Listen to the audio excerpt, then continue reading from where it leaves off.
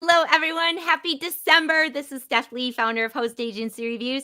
You're tuning in to the Friday 15, where every Friday at 12 p.m. Central Time, we answer your industry questions that you have submitted to us.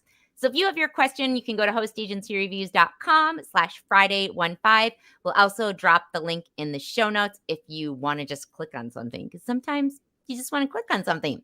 So for those of you tuning in on YouTube, you can see that we have a co-host this week, and it is someone I have not co-hosted with before. So we have Eduardo Cartaya from G Adventures.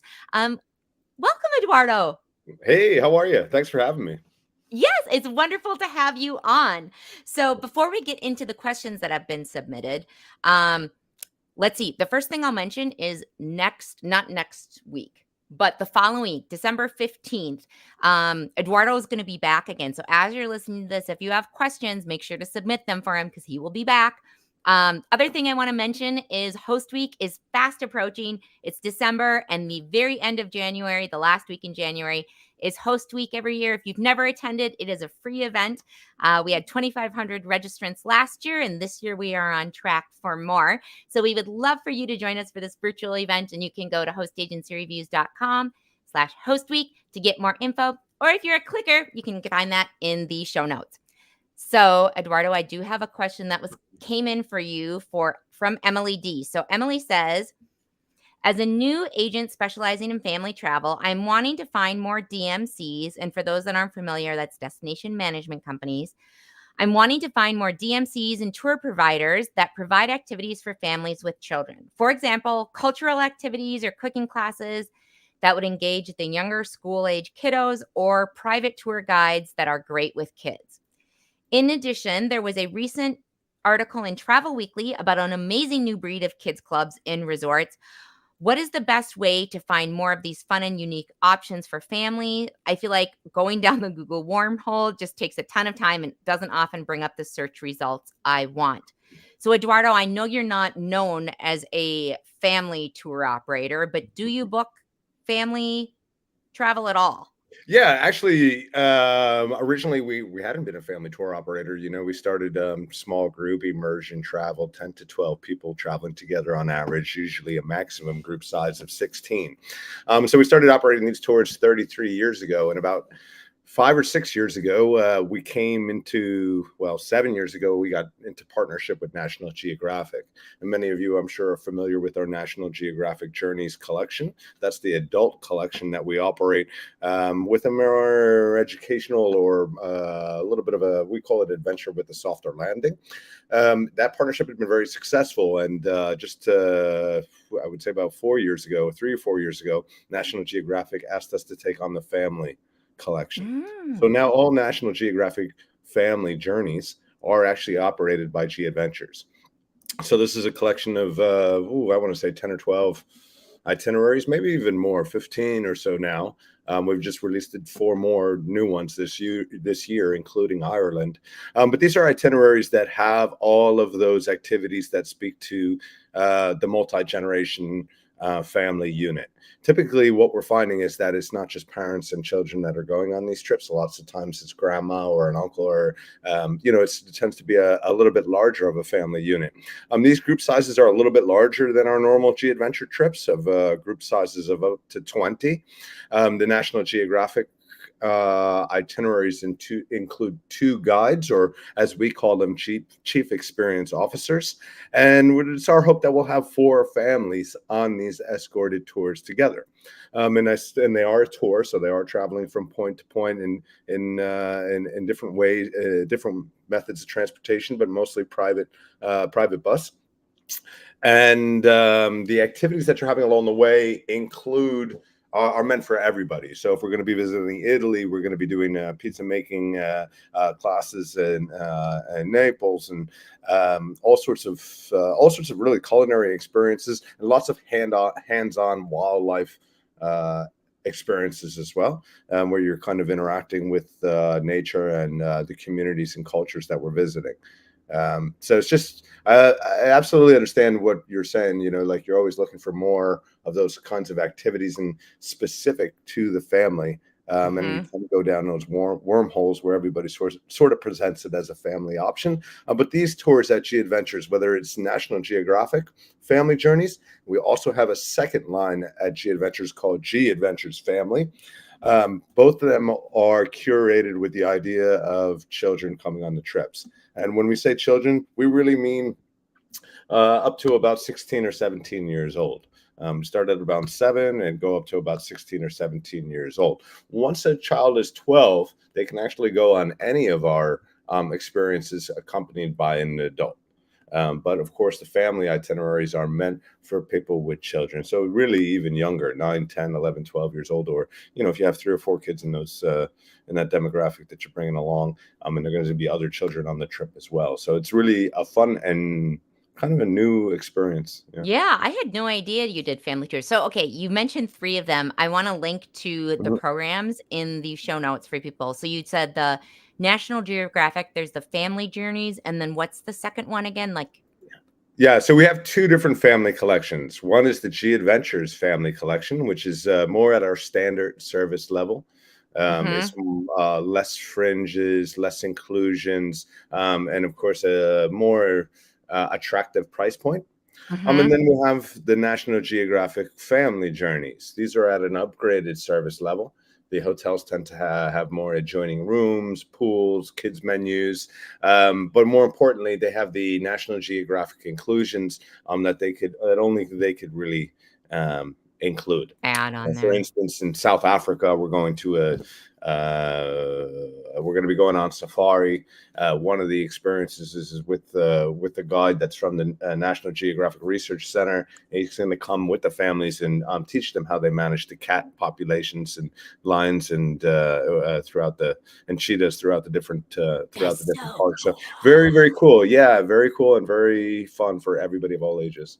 Yeah, well, that's perfect. And Emily, like what I would suggest too, so besides what G Adventures is offering, if you're finding as a new advisor, it can be hard to tap in and find information and vet and know who's who and it's information overload. I would really suggest plugging into some travel advisor groups. If you go on Facebook, it's a great place to look and like type in family travel agent. Another great one is the Family Travel Association, which I will link to in the comments, which very exciting. I actually just yesterday got on their board. So how perfect is that? I just remembered that. I didn't tell Eduardo this before because I totally forgot until now. Yeah. But I know you work with the Family Travel Association too. They mentioned G Adventures was part of it. So Yes, we're certainly been on the board for many years and enjoy a spot there. And yeah, we'll we'll, we're we'll see you there because yeah. I am now as well. All right, awesome. Okay, next question. How does G Adventures vet their ground on the ground partners and how do you make sure they're using environmentally friendly practices? Because G Adventures is, known for more of their social responsibility and kind of people, planet, profits type of mentality when building things out. Yeah. So really, what we're known for is being the community-based tourism company, the community ship. And how we Hmm. build community ship is by building a great infrastructure.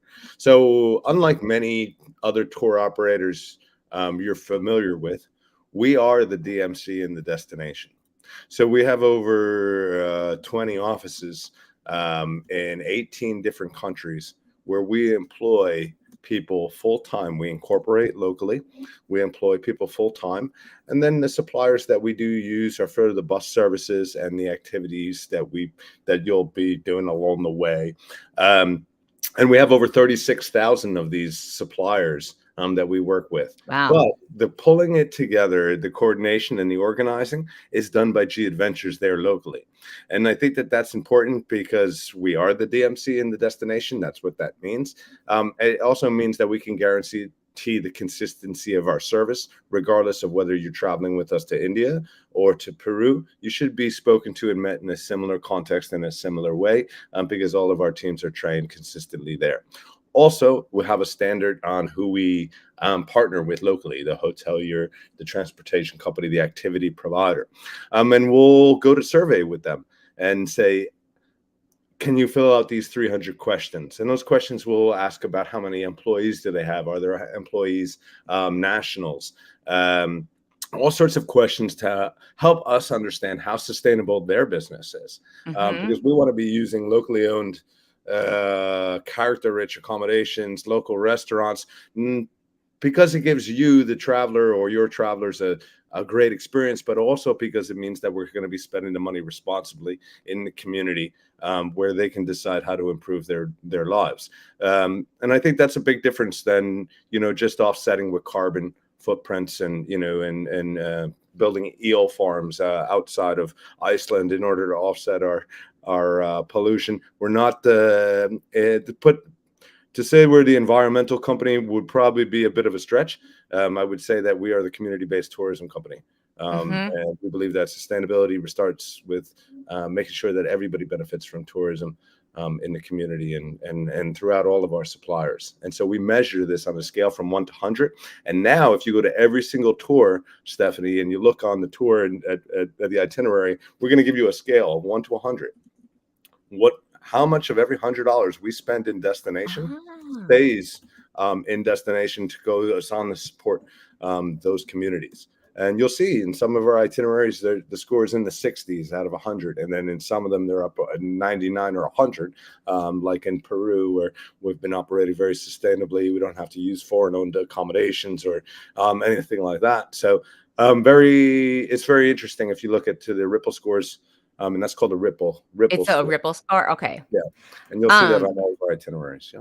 That's really cool. And I think that, environmental, well, it is usually tied to, but I do think it also comes back to the money back in the community, because that gives the people in the community who are affected by mass tourism and other things that can happen, it gives them the money to be able to make these decisions instead of and we have to be smart about it. We can't say we need you to save your trees and deforestation if they don't have enough to send their kids to school. We have to take the basic responsibilities first, and then say, okay, now let's protect your environment. Let's protect your cultural history to ensure that you still have a business, and that tourism is still relevant here while still moving your community forward, because that's their interest.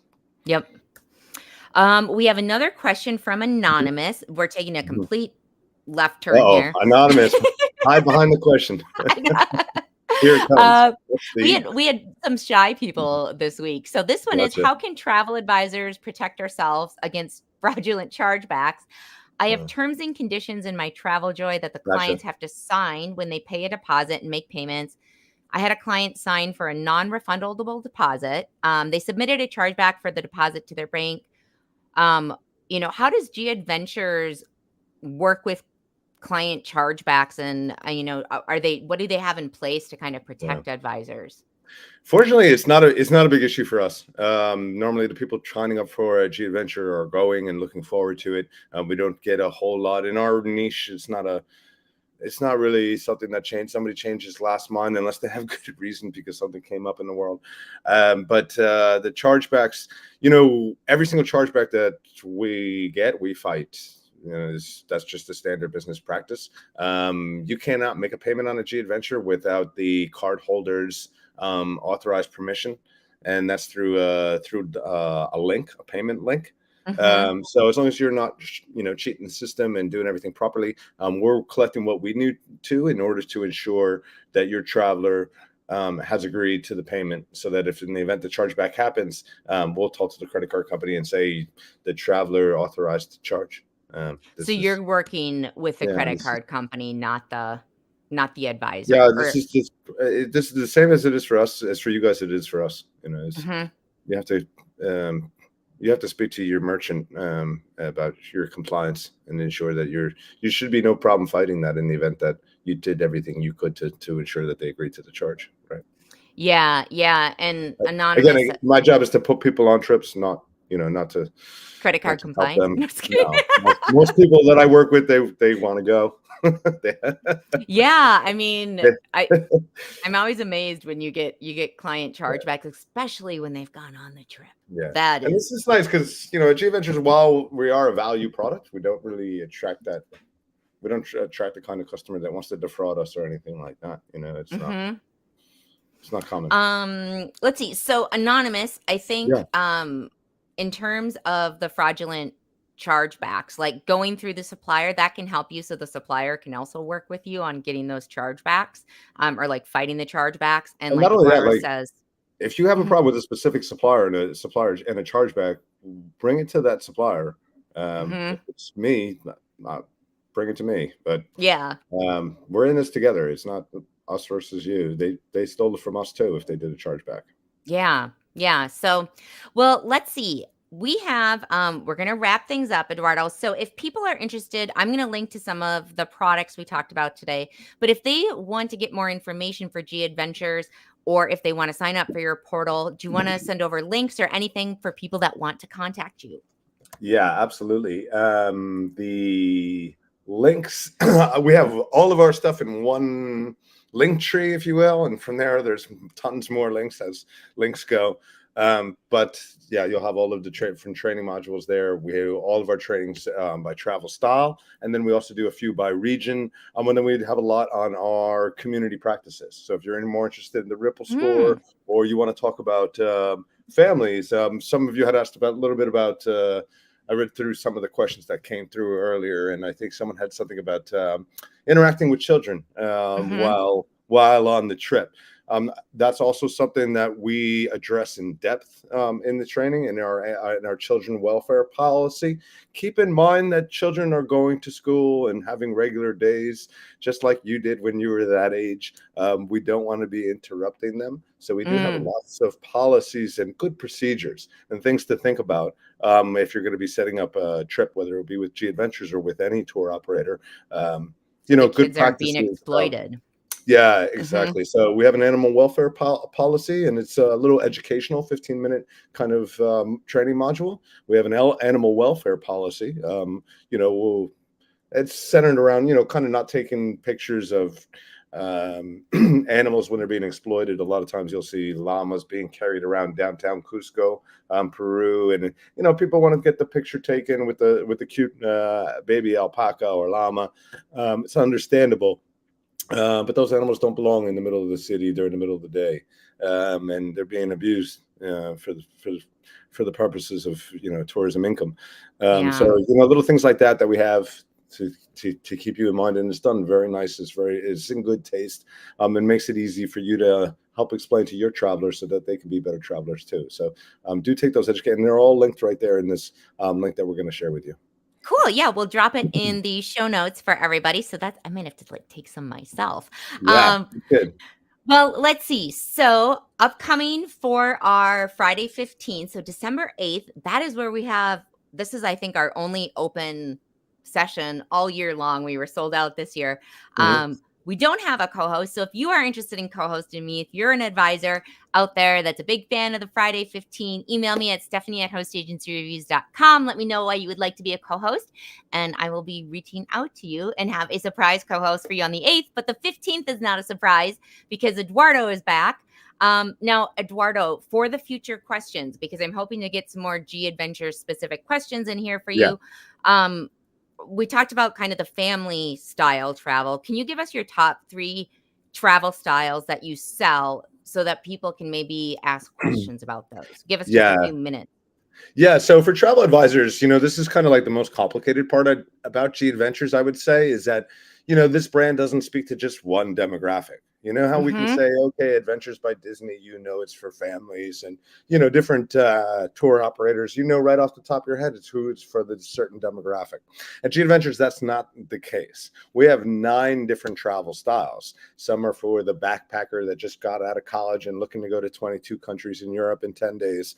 And then others are for families that we spoke a little bit more in depth. But the vast majority is for the everyday small group adventure traveler of any age. Mhm. So our most and through the trade, through travel agents here in the United States, which is this audience specifically, we look at promoting the National Geographic Journeys collection, which is over 70 tours at a upgraded level, which is, well, you may want to call it 4-star.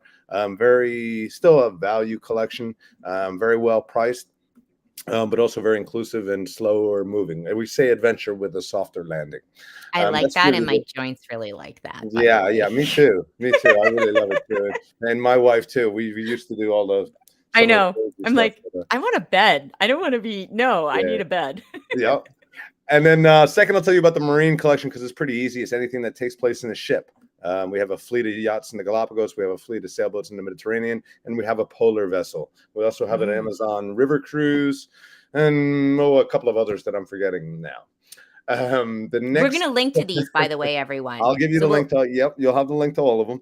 And then I'll say that the next popular. Well, this one is brand new, okay, and it's called, maybe you saw in the last week if you've been reading Travel Weekly or throughout any of the trade publications, you've seen big uproar about our new travel collection called G Lux, and it's spelled GELUXE. It's starting off with just 28 experiences, but they are at a superior or upgraded service level. They include one oh my god stay within. It's adults only. It's very, very inclusive. It's meant for the adventurer, the disconcerting adventurer, we'll say. Yeah. The one that wants the soft landing on their joints too. Yeah, it's got a little bit of extra and is willing to pay for some more wow experiences, and it's a beautiful collection. We've already sold 100 trips within the first couple of days. So do get over there and have a look, and I'll come back whenever, or if you want me to come into your agency, let us know, and I'll reach out and set one up. Yeah, cool. Well, Eduardo, we're gonna link to those 3 Yep. collections that we just talked about. And Okay. thank you so much for joining us. It was No, wonderful to thank you have so you much for in. having me. Thank you so much for having me, and thanks for keeping it so casual. That's what we like here at G, and I expect that your travelers will be equally as casual, casually spoken to. That's the way Yeah. people want a vacation. Perfect. Well, everyone, we will have Eduardo back, like I said, December 15th. And until then, enjoy the rest of your day. Thank you, Stephanie. You're the best. Take care. Thank Bye. you for all you guys do at Host Agency. I've been reading watching and viewing for 20 years. So Oh, 15 or 20 wow. years. I'm one of Yay. the first followers. We love what we do. So that's fantastic. Thank you so much. Take care. Ciao, everyone.